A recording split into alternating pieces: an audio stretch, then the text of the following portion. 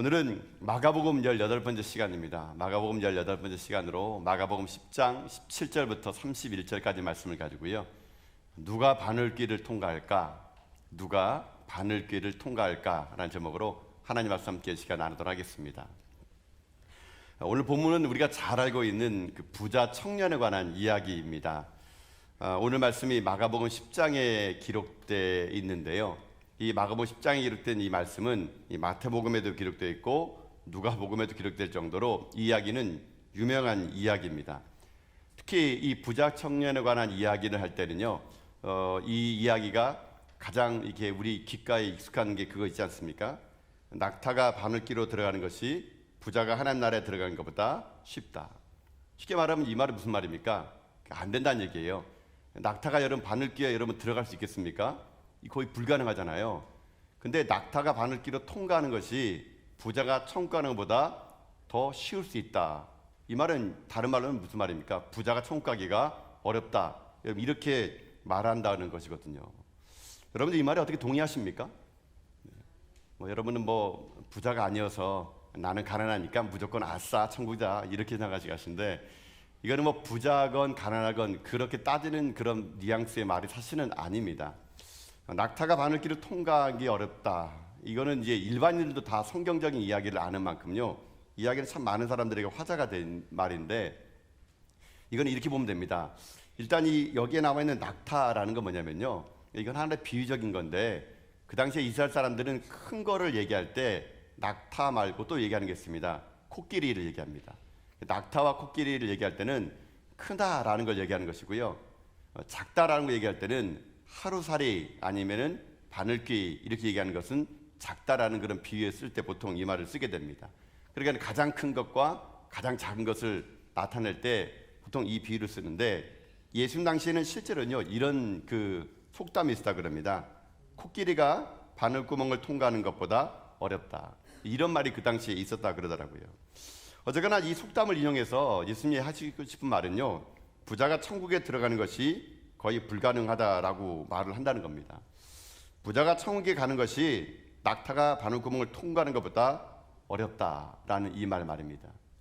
이 말을 들으면 이제 부자들 되신 분들은 절망할 수 있죠. 그러면 우리는 천국 못 갈 것인가?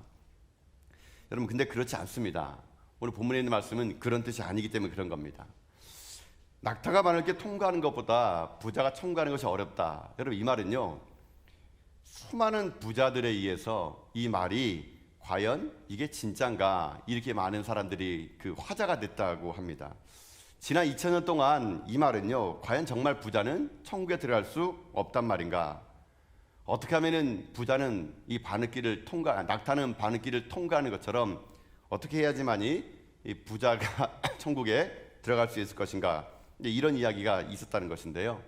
자 오늘 본문에서 제가 말씀드리고 싶은 그겁니다. 여러분 부자도 천국 갈 수 있습니다. 갑자기 얼굴 환해지시는데 부자도 천국 들어갈 수 있습니다. 자 오늘 본문에 있는 이야기는 그럼 어떤 내용인가? 자 한번 제가 본문에 있는 이야기를 한번 설명을 드려볼게요. 자 오늘 본문에 보게 되면은 한 부자 청년이 나옵니다. 여기 나오는 이 부자 청년은요 아마 모르긴 몰라도 많은 사람들이 참 롤모델 삼고 싶은 그런 청년일 겁니다. 이 사람이 어떤 사람인가? 오늘 성경에 보게 되면은요 17절에 이 사람에 대해서 이렇게 설명합니다. 그럼 17절 말씀입니다. 자 오늘 본 말씀 한번 같이 한번 읽어보겠습니다. 시작.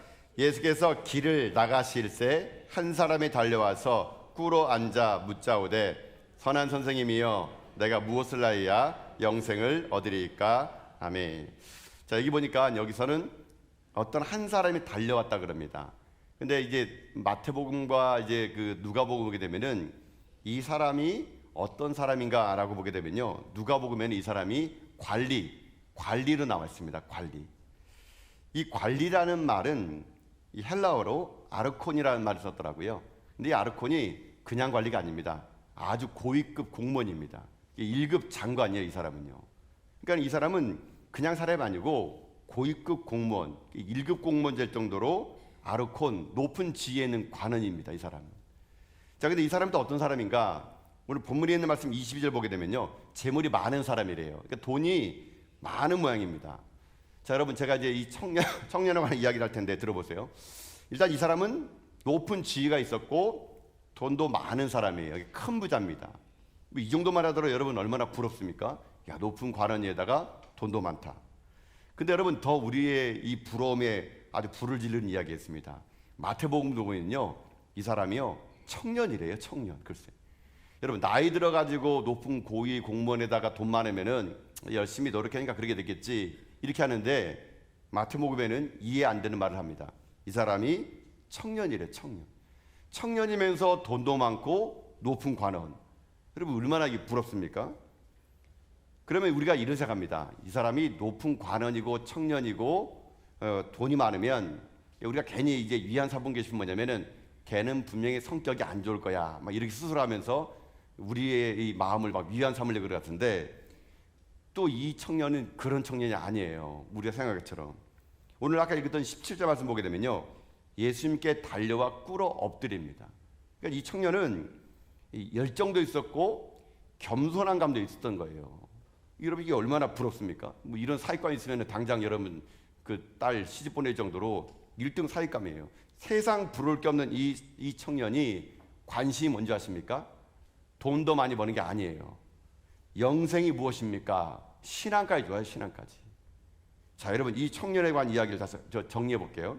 이 사람은 첫 번째 높은 지위입니다. 고위 공무원. 두 번째는 큰 부자. 아주 돈이 많아요. 세 번째는 청년이에요. 아주 젊어요. 네 번째는 예수님에게 달려올 정도의 열정도 있었어요. 다섯 번째는 예수님께 무릎 꿇을 정도의 겸손함. 여섯 번째는 신앙이 좋아서 영생에 대한 관심이 높은 사람입니다. 이 사람이 부러울 게 뭐가 있겠습니까? 모든 걸 다 갖췄는데.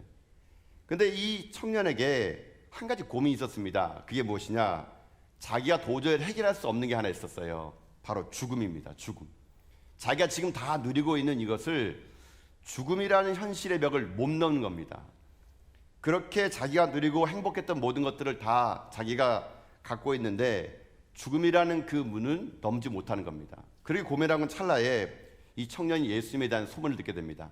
예수님이 선하신 분인데 그분에게 나가면 영원한 생명을 준다라는 겁니다. 이 청년은 귀가 솔직합니다. 예수를 내가 만나봐야겠다. 그래가지고 예수님을 찾아갑니다. 달려갑니다. 열정을 가지고 무릎 꿇습니다. 그리고 이 청년이, 이 부자 청년이 예수님께 물어보죠.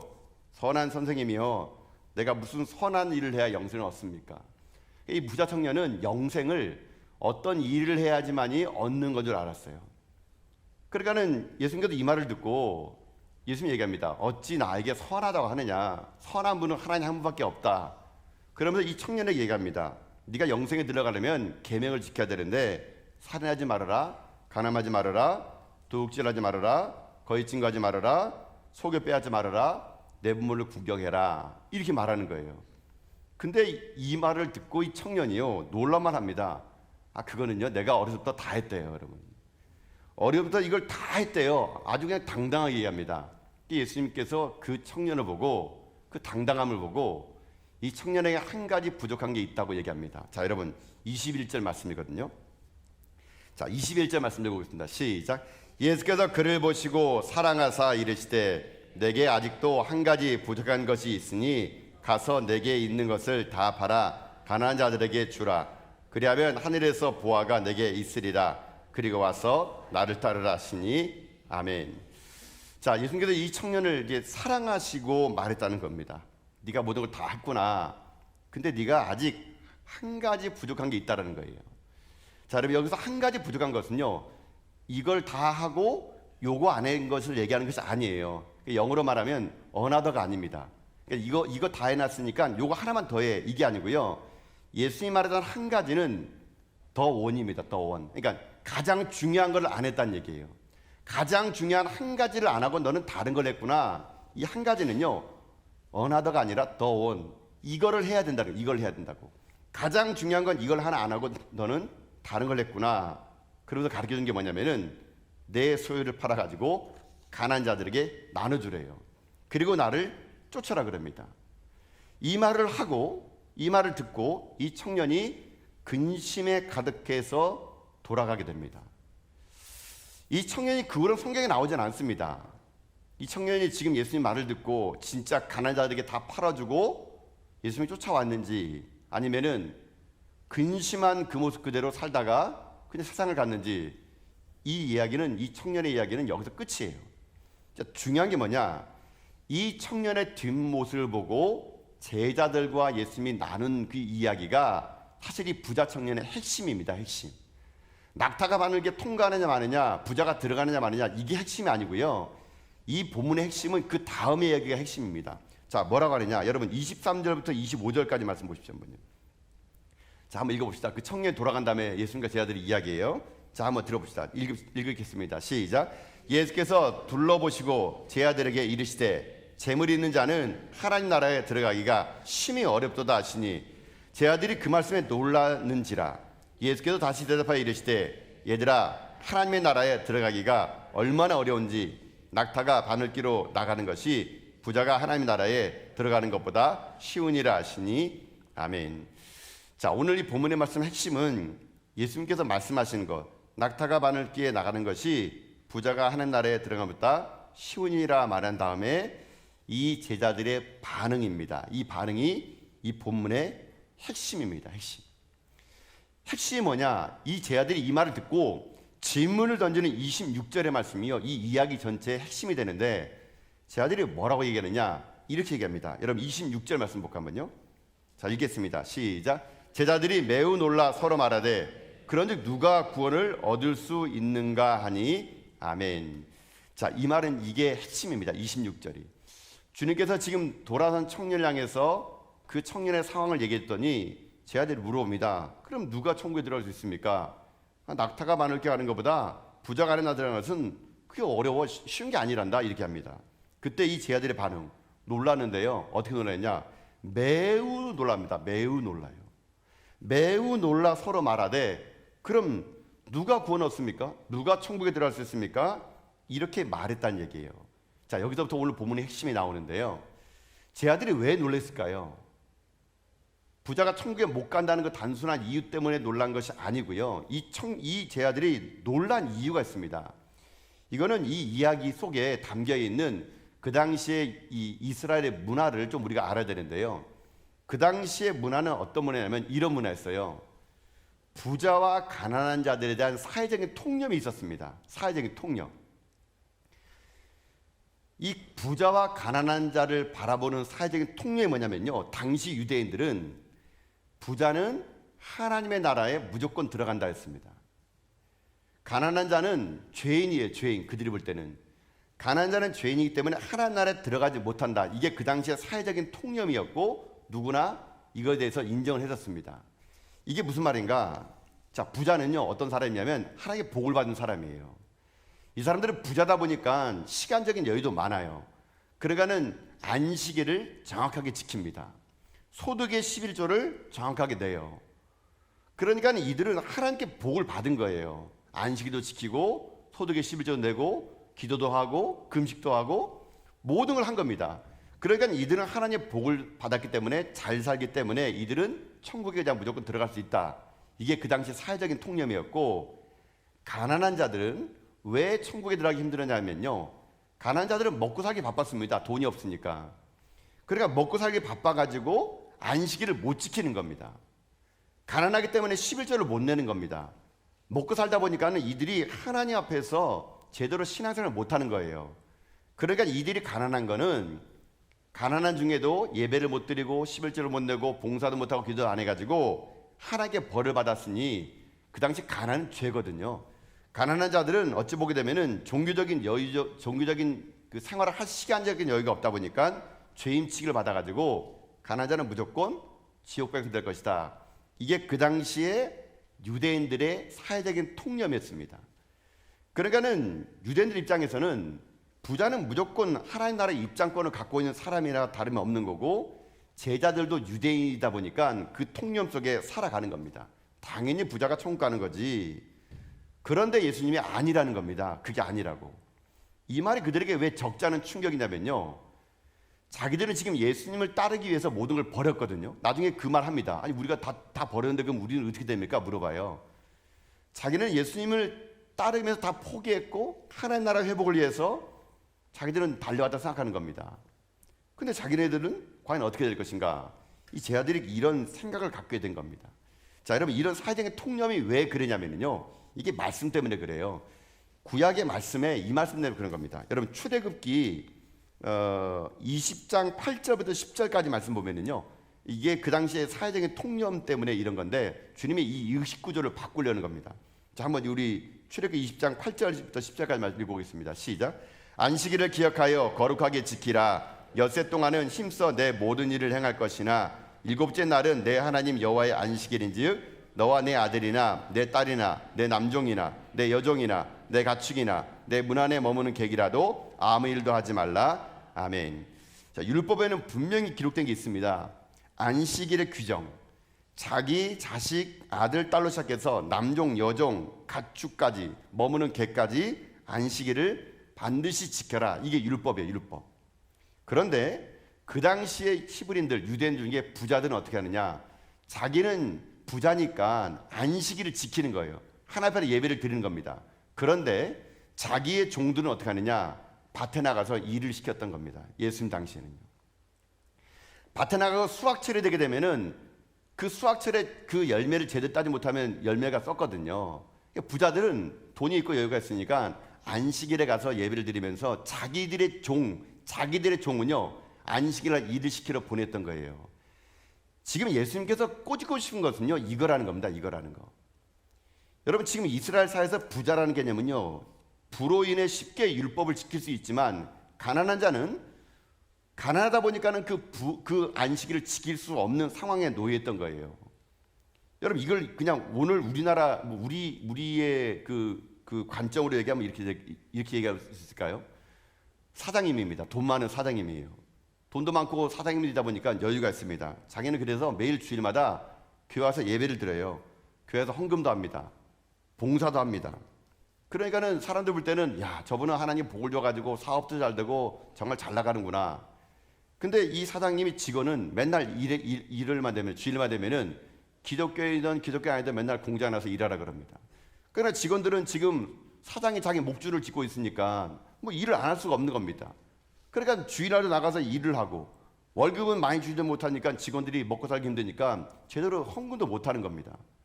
여러분 이렇게 오늘날로 말하면 이런 상황이 지금 예수님 당시에 벌어지고 있었다는 얘기예요. 지금 부자들의 통념 속에는요 자기 자신들의 인생의 삶에서 내가 복을 받은 거는 하나님에게 내가 그만큼 잘했기 때문이라 생각하고 가난한 자들은 가난하기 때문에 지옥 가는 생각하는 것인데 그 안식일의 그 개념을 이 부자들이 지금 제대로 지키고 있지 않은 거거든요. 부유한 자들이요. 하나님의 율법을 잘 지키는 부자들은 그 잘못된 생각을 갖고 있는 겁니다. 그러니까 예수님께서 뭐라 하냐면 부자 청년에게요. 내가 지금 다른 율법을 다 지키고 있는데 그거 아니라는 겁니다. 한 가지 한 가지 가장 중요한 건 뭐냐? 네가 이걸 안 하는구나. 내게 있는 걸 가난한 자에게 다 주라는 얘기입니다. 다 줘가지고 가난한 자도 부유하게 돼가지고 안식일날 하나님 앞에 나와서 예배 드릴 수 있도록 네가 너의 재산을 나눠줘라. 이렇게 말했다는 거예요. 근데 이 주인이 그 부자 청년이 그걸 듣고 근심했다는 겁니다. 여러분 하나님은요 인간에게 안식일을 제정해 줬습니다. 여러분 다시 한번 이 말씀을 읽어볼 텐데 출애굽기 20장 10절부터 11절까지 말씀 보십시오. 한번요. 자, 안식이라는 이야기입니다. 읽겠습니다. 시작. 일곱째 날은 내 하나님 여호와의 안식일인즉 너나 내 아들이나 내 딸이나 내 남종이나 내 여종이나 내 가축이나 내 문 안에 머무는 객이라도 아무 일도 하지 말라. 이는 엿새 동안에 나 여호와가 하늘과 땅과 바다와 그 가운데 모든 것을 만들고 일곱째 날에 쉬었습니다. 그러므로 나 여호와가 안식일을 복되게 하여 그날을 거룩하게 하였느니라. 아멘. 하나님은 인간을 위해서 안식일을 만든 겁니다. 엿새 동안 일하고 하루를 쉬어라. 그리고 쉰다는 것이 그저 아무것도 안 하는 게 아니라 하나님을 예배하는 거예요. 그때 인간이 진정한 안식이 이루어지는 거거든요. 이거는 부한 자나 가난한 자나 하나님은 그것을요 인간을 위해서 배려한 것이 안식이라는 겁니다. 그런데 부한 자는 마치 자기가 이 부함이 하나님의 특권인 줄 알고 가난한 자의 안식일을 지킬 수 있는 것을 그들이 뺏어버린 건 다름없다는 겁니다. 이게 그 당시에 사회생활했던 겁니다. 그 당시 예수님이 부자를 보는 시각이었던 것이죠. 결국 내게 있는 것을 다 팔아 가난한 자에게 나눠주라. 여러분 이거를 크게 말하면요 한마디로 뭔지 아십니까? 지금 예수님께서 부자 청년에게 한 가지 없는 걸 얘기하는 겁니다. 그가 하나님을 사랑하는 건 특심입니다. 안식일도 지키고 율법도 지키고 하나님 사랑하는 것은 잘하는데 그에게 하나 빠진 게 있어요. 그게 뭐냐? 이웃사랑입니다. 이웃사랑. 오늘 이 부자 청년의 핵심 단어 잊지 마십시오. 이 본문의 핵심은요, 이웃사랑입니다. 이웃사랑. 내가 하나님을 믿노라 하면서 나는 하나님을 예배하며 하나님을 찬양하고 나는 부하면서 그렇지 못한 자들에 대해서 사랑 없이 하나님을 사랑하는 것은 그것은 반쪽짜리 사랑, 그건 율법의 완성이 아니라는 겁니다. 이게 그 당시의 사회 구조였던 거예요. 이웃을 돌보지 않고 악을 행하며 자기는 율법을 지킨다고 말하면서 율법을 지키지 못하도록 그들을 만들어주면서도 그들에 대한 배려가 없는 그 상황, 그 사회, 이걸 주님께서 꼬집어가지고 이웃 사랑이 없는 그 당시의 그 부자들에 대해서 질타하는 것이 이 본문의 핵심일 수 있다는 거거든요. 여러분, 오늘 이 말씀 속에서 우리들을 또 점검해 봐야 됩니다. 여러분들이 하나님을 사랑한다 하면서 이웃에 대한 사랑을 멈추면은요, 오늘 우리는 반쪽짜리 신앙입니다. 부자 청년처럼 때론 우리들의 인생의 삶이 주님 앞에서 칭찬이 아니라 책망 들을 수 있다는 것이거든요. 주님은 우리에게 말씀하는 게 그겁니다. 이웃사랑이라는 거. 그러면서 여러분 결론적으로 말하면요, 그러면 이 부자가 어떻게 해야 될까요? 주님은요, 이 바늘길을 통과할 수 있는 길을 열어줬어요. 이렇게 하면 바늘길을 통과할 수 있대요. 어떻게 하느냐? 여러분 27절 말씀 봐주십시오. 27절입니다. 자, 27절 읽겠습니다. 시작. 예수께서 그들을 보시며 이르시되 사람으로는 할 수 없으되 하나님으로는 그렇지 아니하니 하나님으로서는 다 하실 수 있느니라. 아멘. 부자 스스로는 하나님 나라에 들어갈 수 없습니다. 그러나 하나님은 가능하시다는 겁니다. 하나님의 능력을 입고 하나님의 은혜를 베풀어주면 부자도 얼마든지 이 일을 가능할 수 있다는 겁니다. 하나님만이 할 수 있는 거, 하나님은요, 바늘길을 그대로 두고 낙타를 작게 만들 수도 있고, 하나님은요, 부자들의 마음을 깨우쳐줘 가지고 눈을 열게 함으로 인해 가지고 바늘길을 통과할 만큼 마음을 가난하게 해서 이웃사랑을 통해서 그들이 천국에 들어갈 수 있는 길도 가능하게 만들어 주었다는 것이거든요. 이게 오늘 우리들에게 말씀의 본질이 되는 겁니다. 말씀의 적용 들어볼까요? 여러분, 2000년 동안 바늘길을 통과한 부자는 많았습니다. 우리가 생각할 때는 바늘길을 통과한 부자가 누가 있겠냐 생각하지만요, 그렇지 않습니다. 하나님은요, 바늘길을 통과한 부자들을 이 땅에 많이 만들어 주었습니다. 바늘길을 통과하는 부자는 어떤 부자인지 아십니까? 사회적인 통념 속에 부자와 가난한 자가 있고 건강한 자가 있고 건강치 못한 자가 있고 아니면 더 힘든 자가 있을 때, 여러분, 하나님은요, 이 부한 자와 가난한 자의 이 사이를요, 하나님은요 어떻게 하느냐? 하나님의 사랑을 받은, 하나님의 은혜를 받은 부자를 통해서 이 일을 메꿔줍니다. 여러분, 이렇게 한번 생각해 볼까요? 이 사이는 어찌 보게 되면요, 가난한 자, 부한 자가 죽는 그날까지 계속 존재할 겁니다. 건강한 자와 그렇지 않은 자는 계속 존재할 겁니다. 많이 가진 자와 그렇지 않은 자는 계속 존재할 겁니다. 여러분, 그러면 이런 마음 들지 않습니까? 하나님께서 만약에 공평한 하나님이라면은 부한 자와 가난한 자, 꼭 부자가 여러분 가난한 자에게 나눠주지 말고 하나님의 가난한 자에게 복을 주면 되잖아요. 그래 그 가난한 자가 부한 자가 돼가지고 하나님 섬기면 될 거 아니겠습니까? 근데 하나님은요, 이 세상을요, 어찌 보게 되면은 부한 자, 가난한 자를 그냥 놔두십니다. 우리 눈에 볼 때는요, 하나님 불공평해요. 가난한 자는 계속 가난하고 부한 자는 계속 부하면서 가난한 자가 하나님 나라를 섬길 수 없는 것처럼 어떤 사회적인 구조가 되어버린 거예요. 하나님은 왜 이런 불공평한 세상을 만들어 놓을까 합니까? 하나님은 왜 이렇게 불공평한 세상을 가만히 둘까요? 왜 가난한 자들이 신음소리를 하나님은 응답하지 않을까요? 근데 여기에 이 본문의 말씀, 제가 이 말씀 속에서 이웃 사랑에 관한 이야기를 들으면서 제가 느꼈던 거 뭐냐면요, 하나님은요, 우리가 꿈꾸는 공평한 세상, 그 공평한 세상을 뛰어넘어서 하나님은요, 더 위대한 세상을 하나님 만들기를 원하신다는 게 있습니다. 이게 무슨 말이냐? 하나님은요, 이 세상을 하나님께서 가난한 자에게 복을 줘가지고 부를 만드는 것이 아니라 바늘길을 통과한 부자를 통해서 하나님의 공평함을 이 세상에 이루고자 하시는 것이 하나님의 뜻이라는 거예요. 여러분, 하나님이 꿈꾸는 아름다운 세상은 어떤 세상이냐? 이웃사랑을 실천할 때 섬김과 나눔이 있는 세상을 꿈꾸는 겁니다. 섬김과 나눔을 통하여 하나님은요, 섬김과 나눔과 감사와 은혜가 있는 불공평한 세상을 하나님을 만들기를 원하신 겁니다. 이 말은 하나님은 건강한 사람이 건강하지 못한 사람을 도와주는 세상, 그로 말미암아 더불어 그들이 서로 잘 되는 세상, 하나님 꿈꾸는 세상은 그런 세상이라는 겁니다.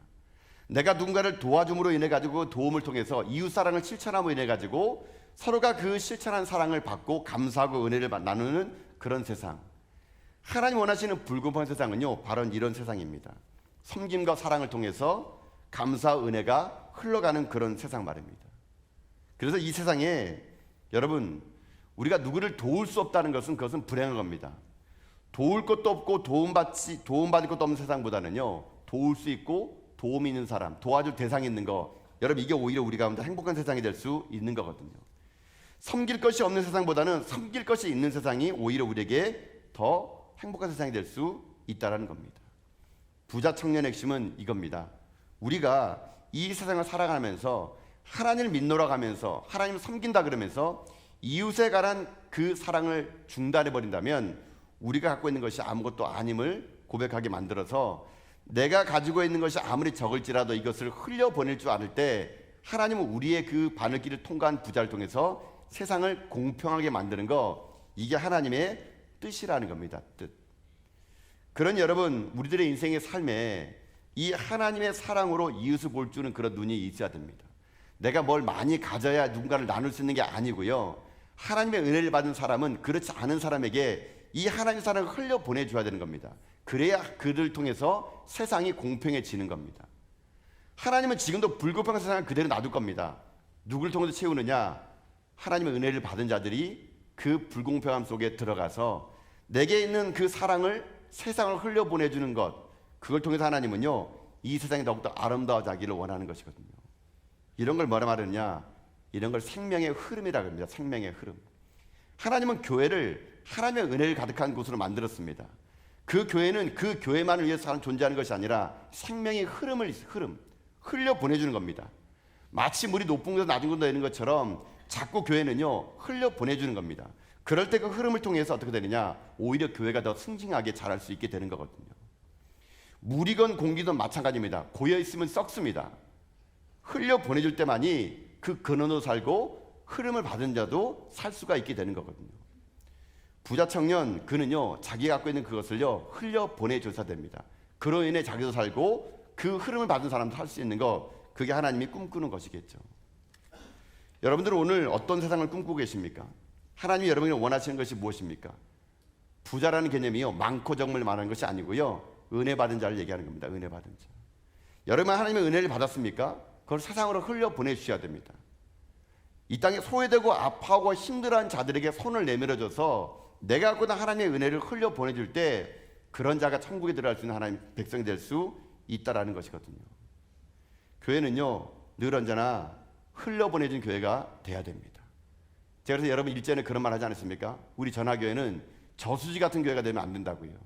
저수지 같은 교회는 뭡니까? 댐 용량만 자랑합니다. 우리 교회가 얼마고 성도가 얼마고 재정이 얼마고, 그건 저수지 같은 교회예요. 저수지 같은 교회는요, 썩습니다. 여러분요, 싱싱하지 않아요.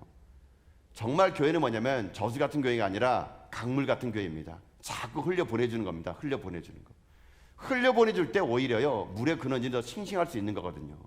그것이 바로 이 부자 청년에게 요구했던 예수님의 마음이라면 오늘 우리도 정신 차려야 됩니다. 여러분요, 혹시 우리 교회가 부자 청년 같은 교회가 아닌지, 내가 부자 청년은 아닌지, 주님의 이웃 사랑을 위해서 흘려보내주라 그러는데 그것을 하지 못하고 움켜쥐고는 아닌지, 우리가 다시 한번 우리들의 교회를 바라보고 여러분을 바라봐서 이 부자 청년처럼 어리석은 사람 되는 것이 아니라 생명의 흐름을 가지고요, 이웃 사랑의 실천을 가지고요, 자꾸만 우리가 더 낮은 곳으로 흘려보내줄 때, 여러분 그때 그 사람이 바늘길을 통과한 낙타 같은 그런 부자가 될 수 있다는 것이거든요. 하나님 오늘 이 밤에 우리들에게 요구하신 게 있습니다. 그 생명의 흐름을 이어가라고요. 그 흐름은 불공평한 세상 속에 들어가서 그 불공평함 속에서 하나님의 사랑을 이 땅 가운데 흘려보내는 것. 그 세상은 이사선지자가 말했던 것처럼 이리와 어린 양이 뛰어놀고 표범과 어린아이가 뛰어노는 그런 세상입니다. 강한 자와 약한 자가 함께 잘 지내는 세상입니다. 사도행전 2장에 있는 것처럼 초대교회 성도들이 있는 자와 없는 자가 서로 경계가 무너져서 서로 모든 것을 서로 통용하는 그런 세상. 하나님은요, 그런 세상을 우리에게 꿈꾸고 있다는 것이거든요. 여러분의 삶에 오늘도 하나님 주어진 것이 많이 있을 겁니다. 여러분 그거 움켜쥐지 마시고요. 흘려 보내주십시오. 나보다 더 힘들고 어려운 자들에게 그것을 흘려 보내줄 때 그때 우리는 하나님의 나라의 바늘길을 통과한 천국 백성 될 수 있다는 것입니다. 그런 구원이 우리에게 소중한 거라는 것입니다.